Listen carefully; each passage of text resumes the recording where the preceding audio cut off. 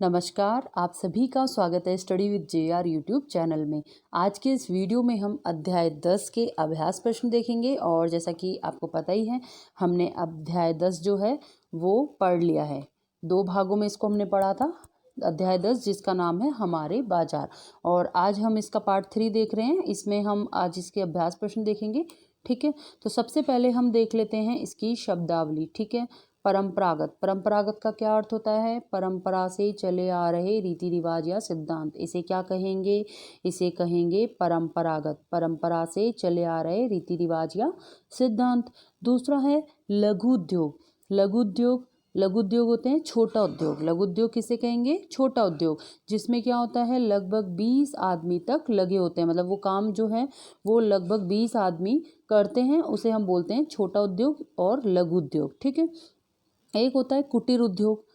कुटीर उद्योग किसे बोलते हैं? घरेलू उद्योग को, जो परिवार के सदस्यों के सहयोग से चलता है, ये हो जाएगा कौन सा उद्योग? कुटीर उद्योग। ठीक है, एक होते हैं थोक व्यापारी। थोक व्यापारी कौन होते हैं? बड़ी मात्रा में माल खरीदने बेचने वाला व्यापारी क्या कहलाता है? थोक व्यापारी कहलाता है। ठीक है, एक होते हैं फुटकर या खुदरा व्यापारी। तो थोड़ी मात्रा में माल खरीदने बेचने वाला व्यापारी क्या कहलाता है? फुटकर या खुदरा व्यापारी कहलाता है। और एक होता है व्यवसायिक। देखिए, व्यवसायिक का अर्थ क्या है? व्यवसाय से संबंधित। व्यवसाय का अर्थ व्यवसाय से संबंधित। चलिए अब इनके अभ्यास प्रश्न सॉल्व कर लेते हैं। पहला है सही विकल्प को चुनिए। आपको ऑब्जेक्टिव टाइप 2 क्वेश्चन दिए गए हैं, इसको मैं आपको सही विकल्प बताना है। पहला है जो व्यापारी बड़ी मात्रा में सामान खरीदकर छोटे व्यापारी को बेचते हैं। बड़ी मात्रा में सामान खरीदकर छोटे व्यापारी को बेचते हैं, क्या कहलाते हैं? तो वो कहलाते हैं थोक व्यापारी। ठीक है, दूसरा नंबर पे देखिए, हम अपना बचत खाता खुलवा सकते हैं। हम अपना बचत खाता कहाँ खुलवा सकते हैं? ऑप्शंस देख लेते हैं। बैंक में, पोस्ट ऑफिस में, बैंक व पोस्ट ऑफिस दोनों में, या इनमें से कोई नहीं। तो आप जो अपना बचत खाता है ये बैंक में भी खुलवा सकते हैं और पोस्ट ऑफिस में भी खुलवा सकते हैं। तो इसका राइट आंसर हो जाएगा ऑप्शन स वाला, बैंक व पोस्ट ऑफिस दोनों में। दूसरा देखिए, रिक्त स्थान है। आपको इसमें रिक्त स्थान भरना है, खाली जगह दी गई है उसको फिल करना है सही शब्द से। निम्नलिखित वाक्यों में रिक्त स्थान की पूर्ति कीजिए। पहला है साप्ताहिक बाजारों को। जो साप्ताहिक बाजार, सप्ताह में एक बार जो बाजार लगता है उसे क्या कहा जाता है? उसे कहा जाता है हाट बाजार। पढ़ा था हमने चैप्टर में, जो सप्ताह में एक बार बाजार लगता है साप्ताहिक बाजार, इसको हम कहते हैं हाट बाजार। दूसरा है हम।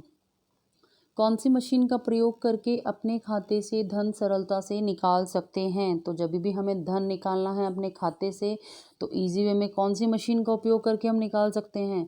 तो वो हो जाएगा एटीएम मशीन। कौन सी machine? ATM machine, automatic teller machine. ठीक है, थर्ड नंबर पे देखिए, सभी बैंक किसके निर्देशन एवं नियंत्रण में कार्य करते हैं? जितने भी बैंक है ना, वो किसके निर्देशन और नियंत्रण में कार्य करते हैं? तो वो करते हैं भारतीय रिजर्व बैंक के नियंत्रण में और निर्देशन में। ठीक है, इसमें आप फिल कर लेंगे भारतीय रिजर्व बैंक। थर्ड नंबर पे देखिए, वस्तु विनिमय किसे कहते हैं? वस्तु विनिमय, जैसा कि आपने चैप्टर पढ़ा था तो उसमें मैंने आपको बताया था कि वस्तु के बदले वस्तु जब दी जाती है तो वो क्या कहलाता है? वस्तु विनिमय। जैसे कि कोई वस्तु, अब ये जैसे कि 2 पर्सन हैं, अब इनको किसी चीज़ की ज़रूरत है। ये जो पहला पर्सन है, पहला व्यक्ति है ए, और ये दूसरा व्यक्ति है बी। अब इसको किसी चीज़ की ए को ज़रूरत है ना? किसकी? मान लीजिए कोई भी चीज़ है तो उसके, वो किसके पास है? बी के पास है, और ए को उसकी ज़रूरत है। और बी के पास किसी चीज़ की कमी है और वो किसके पास है? ए के पास है। अब वो क्या करेगा कि ए तो किसको दे देगा? बी को, और बी क्या करेगा? किसको दे देगा? ए को। तो इस तरीके से आपस में क्या कर लेंगे? वस्तु का आदान प्रदान कर लेंगे, मतलब बदले में कुछ दे देंगे।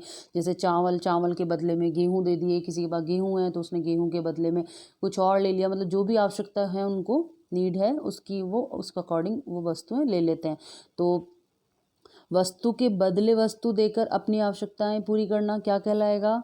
वस्तु विनिमय कहलाता है। ठीक है, मुद्रा विनिमय क्या है? देखिए, जब वस्तु की मूल्य के रूप में वस्तु ना दी जाकर मुद्रा दी जाती है उसे हम क्या कहेंगे, मुद्रा विनिमय कहेंगे। जैसे सपोज हमें किसी चीज़ की ज़रूरत है, अभी हमें कुछ चीज़ चाहिए होता है, साबुन चाहिए होता है, कोलगेट, कुछ भी चाहिए होता है, तो हम बदले में क्या करते हैं, उसके बदले में आज के टाइम में तो हम पैसे देते हैं, वस्तु के बदले में वस्तु का विनिमय नहीं होता अब तो। लेकिन पहले ऐसा होता था, है ना, पहले के टाइम पे होता था वस्तु के बदले वस्तु विनिमय। लेकिन अब क्या होता है, मुद्रा विनिमय होता है। हमें कोई चीज़ चाहिए तो बदले में हमें क्या देनी होती है, मुद्रा देनी होती है, पैसे देने होते हैं, रुपए देने होते हैं, ना, फिर हम वो वस्तु खरीद सकते हैं। तो वस्तु के मूल्य के रूप में जब हम वस्तु ना देकर क्या देते हैं, पैसे, रुपए, मुद्रा देते हैं, तो उसे हम क्या कहेंगे, मुद्रा विनिमय। ठीक है। आप देखिए नेक्स्ट है, हमें अपनी आवश्यकता की वस्तुएं कौन कौन से बाज़ारों से प्राप्त होती हैं। जो भी हमारी आवश्यकता की वस्तुएं हैं हमें कौन कौन से बाज़ार से मिल जाती हैं, तो ये हमें मिल जाती हैं, एक तो हमारे जो पड़ोस की गुमटी होती है वहाँ से, मोहल्ले की दुकान से, और साप्ताहिक हॉट बाज़ार जो होते हैं वहाँ से हमें मिल जाती है, और बड़े बड़े शॉपिंग कॉम्प्लेक्स और शॉपिंग मॉल होते हैं ना, वहाँ से भी हमें हमारी आवश्यकता की वस्तु मिल जाती है। ठीक है। इसके बाद देखिए छठा है, व्यापारी मुख्य रूप से कितने प्रकार के होते हैं। तो व्यापारी मुख्य रूप से 2 प्रकार के होते हैं। कौन कौन से होते हैं, पहला होते हैं, एक तो पहले होते हैं जो व्यापारी जिसे हम बोलते हैं थोक व्यापारी। ठीक है। दूसरे नंबर पे हैं खुदरा या फुटकर व्यापारी। ठीक है। व्यापारी 2 प्रकार के होते हैं, 2 तरह के होते हैं, एक तो होते हैं थोक व्यापारी और एक होते हैं खुदरा या फुटकर व्यापारी। ठीक है। जो पहले नंबर पे हमने पढ़ा अभी थोक व्यापारी, तो थोक व्यापारी कौन होते हैं, वे व्यापारी जो उत्पादक से बड़ी मात्रा में या बड़ी संख्या में सामान खरीद लेते हैं। ठीक है।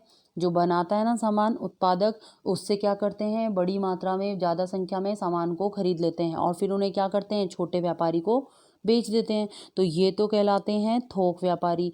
दूसरे नंबर पे भी हमने देखा कौन से व्यापारी, खुदरा या फुटकर व्यापारी। तो ये कौन होते हैं, ये व्यापारी जो होते हैं ये हम जो उपभोक्ता होते हैं ना, खरीदने वाले उपभोक्ता, तो उन तक सामान पहुंचाते हैं। ये दूसरे नंबर के व्यापारी कौन से, खुदरा या फुटकर व्यापारी जिन्हें कहते हैं। ठीक है। तो 2 तरह के व्यापारी होते हैं।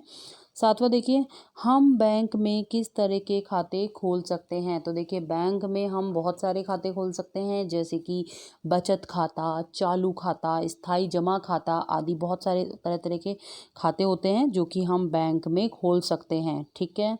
8वां क्वेश्चन देखिए, बैंक हमारे लिए किस प्रकार से उपयोगी होते हैं। तो बैंक देखिए किस प्रकार से उपयोगी है, एक तो क्या होता है कि जितनी भी हमारी जो हमारे पास सेविंग्स होती है, जो हमारे पास बचत धन होता है, जो भी हमने सेविंग्स की करके रखी होती है, तो उसको हम क्या करते हैं, क्या कर सकते हैं, एक तो बैंक में अकाउंट खुलवा कर वहाँ पर जमा करवा सकते हैं, वहाँ पर वो सेफ रहेगा, है ना।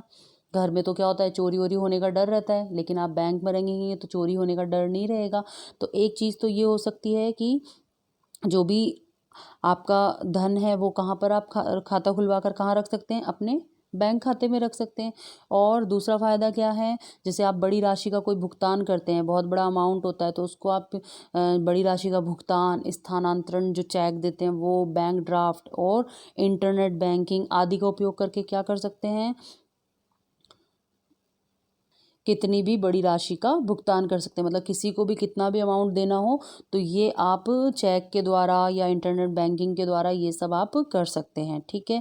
इसके अलावा और क्या कर सकते हैं, आपको जब कभी सपोज़ ज़रूरत पड़ गई, आपने धन बैंक में जमा करवाया हुआ, आपने पैसे जमा करवाए हुए हैं, अब आपको ज़रूरत पड़ गई कि उन पैसों को आपको चाहिए, तो उन पैसों को आप अपने ATM मशीन से निकलवा भी सकते हैं अपने खाते से। आपने देखा होगा जगह जगह पर ATM मशीन आपको मिल जाएगी, तो वहाँ से ये इजी वे में पैसे हम निकलवा सकते हैं जो हमें ज़रूरत होती है ना।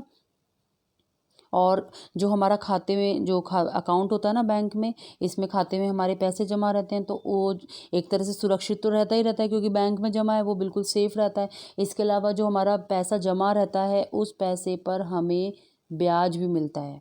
ठीक है। बैंक हमें ब्याज देती है, जो भी पैसा हमारा जितना भी जमा रहता है उसके हिसाब से वो गणना करके ब्याज भी देती है हमें। तो बैंक जो है हमारे लिए बहुत उपयोगी है, बहुत सारे मायने हमने देख लिए, बहुत सारे मायनों में हमारे लिए बैंक बहुत ही उपयोगी है। इसके साथ ही जो हमारा चैप्टर 10 है, अध्याय 10 है, कंप्लीट हो गया है। हमने कंप्लीट पढ़ लिया और क्वेश्चन आंसर भी अब देख लिया हमने। नेक्स्ट वीडियो में हम अध्याय 11 पढ़ेंगे सहकारिता एवं उपभोक्ता सशक्तिकरण। और आज का वीडियो आपके लिए थोड़ा सा भी हेल्पफुल रहा तो प्लीज़ वीडियो को लाइक कर दीजिए, क्योंकि वीडियो बनाने में बहुत मेहनत लगती है। आपका लाइक मिलता है और कुछ नहीं, हमारे लिए एक तरह से मोटिवेशन का काम होता है। तो प्लीज़ वीडियो को लाइक कर दीजिए। इसके साथ ही कॉमेंट्स करके बताइए कि आपको वीडियो कैसी लग रही है, और चैनल सब्सक्राइब नहीं किया है तो प्लीज़ सब्सक्राइब भी कर लीजिए, और साथ ही साथ बेल आइकन पर भी क्लिक कर लीजिए ताकि आपको वीडियोस की नोटिफिकेशन मिलती रहे। धन्यवाद।